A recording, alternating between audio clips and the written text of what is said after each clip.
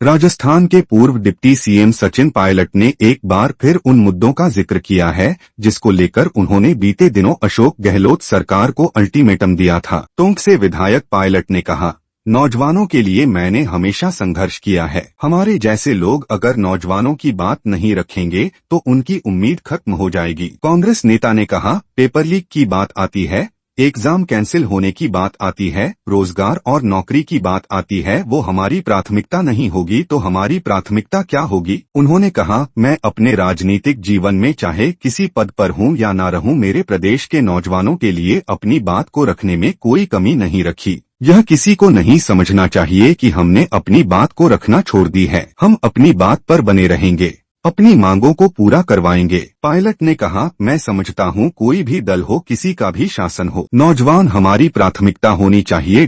उनके लिए हम क्या कर सकते हैं? अगर किसी के साथ नाइंसाफी हो रही है, अनदेखी हो रही है, पक्षपात हो रहा है, वो हम लोगों को बर्दाश्त नहीं होगी। कांग्रेस नेता ने कहा, चाहे कुछ भी हो जाए, मुझको आपको कोई जुदा नहीं कर सकता। चुनावी साल है।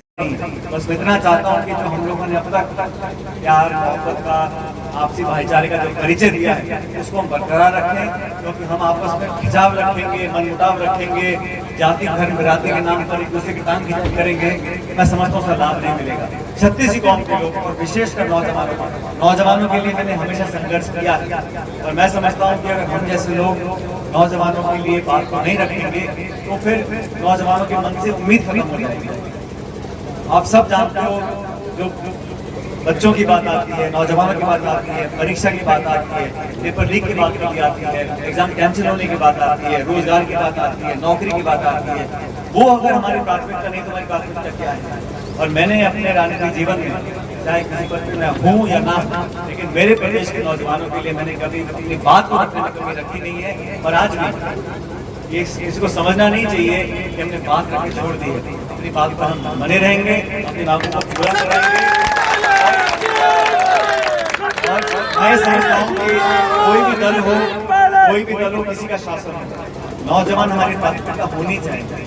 उन लोगों के लिए हम क्या कर सकते हैं? अगर किसी के साथ नाइंसाफी हो रही है, बेईमानी हो रही है, किसी के साथ प्रत्यार्पण हो रहा है, अनदेखी हो रही है, पक्षपात हो रहा है, वो हम लोगों को बर्दाश्त नहीं होना चाहिए। सब लोगों को, मैं अपनी की बात नहीं कर रहा हूँ, सभी लोगों की बात कर रहा हूँ। इस प्रकार की सोच को लेकर हम चलेंगे, नौजवानों को पढ़ लिख कर आगे बढ़ने का मौका मिलेगा, अपने पैर पर खड़े होंगे, स्वतः ही अपने इलाके का विकास होगा। और मैं तो कहता हूँ, जो गाँव ढाणी में शिक्षा का वरदान आ गया, उसका विकास अपने आप ही। हाईवे से कुछ लोग आ रहे हैं, जा रहे हैं, किसी को गलतफहमी पालनी नहीं चाहिए। जिला छोटा है, अभी दौरे बहुत से चालू हो गए। हाईवे से निकलते लोगों को गलतफहमी है। हमारा आपका साथ अटूट है, जिसको न कोई तोड़ नहीं सकता। बीते दिनों सचिन पायलट दिल्ली आए थे, जहां उनकी राष्ट्रीय अध्यक्ष मल्लिकार्जुन खड़गे से मुलाकात के बाद कांग्रेस ने दावा किया कि सीएम अशोक गहलोत और उनके बीच सुलह हो गई है, लेकिन पायलट के तेवरों से स्पष्ट दिखाई दे रहा है पायलट अभी और आगे बढ़ेंगे। हाईकमान के दावे से खुश नहीं हैं।